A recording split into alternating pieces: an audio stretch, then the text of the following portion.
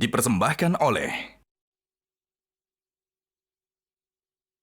Ini suatu kebahagiaan bagi kita pada dialog ini hadir saudara kita. Ya. Beliau bukan dari Papua, tapi justru dari Amerika Serikat, New Jersey, Mr. Jamar Andre Johnson, yang kita kenal sebagai atlet, ya, pemain basketball, dan menjadi anggota timnas Indonesia pertama dari luar negeri. Yeah. Dan sekarang memiliki sekolah basketball di Bali, kebetulan berada di pesantren modern internasional Dea Malela. How do you think if you can share to us, tolong berbagi cerita, this kind of work ethics, etos kerja, ya, ya, to be survive in an American society. Yeah. Gimana etos kerja ini di Amerika sana?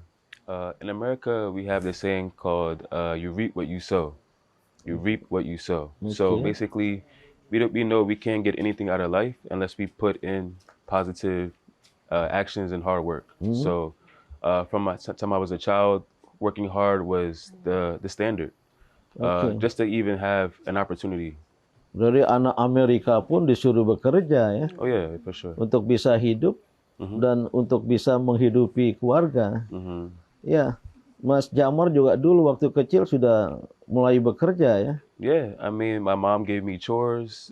She made me work hard in school and also in athletics. So if I didn't take care of all three, I couldn't play sports. I couldn't play video games and things Sampai like that. sekarang tetap bekerja, menjadi atlet bola basket, bahkan mendirikan sekolah basket bagi anak-anak di Bali, di Indonesia.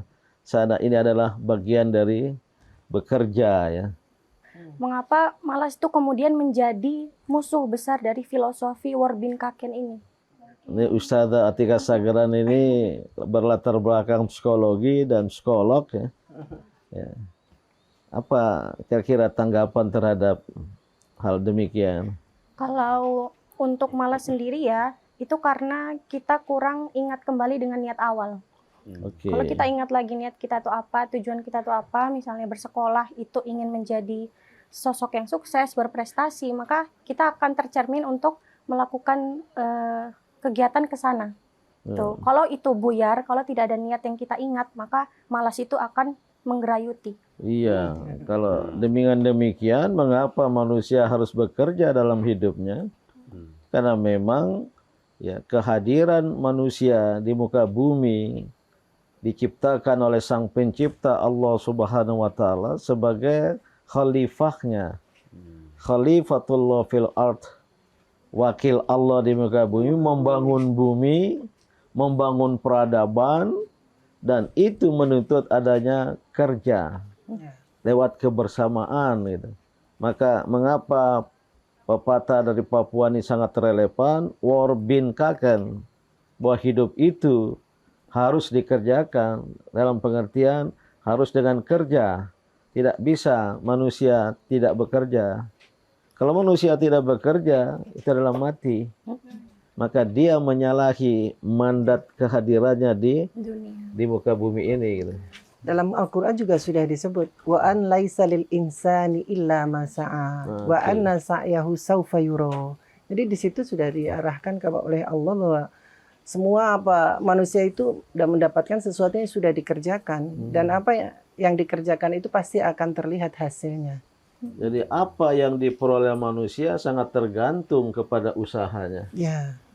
Kalau dia bekerja, berusaha keras, dia akan memperoleh hasil yang besar pula. Dan itu dalam Islam kehormatan diri. Dan itu menyangkut kehormatan diri. Kalau dia memiliki sesuatu yang kecil, ya karena usahanya kecil. Dan kalau dia tidak berusaha, Ya. maka dia tidak dapat apa-apa. Inilah pesan dari Papua ini luar biasa, ya.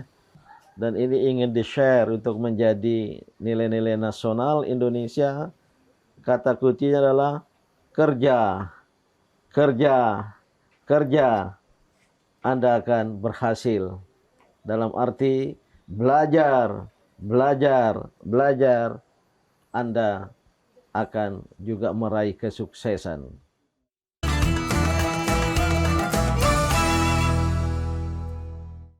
dipersembahkan oleh Jelajahi cara baru mendapatkan informasi. Download Metro TV Extend sekarang.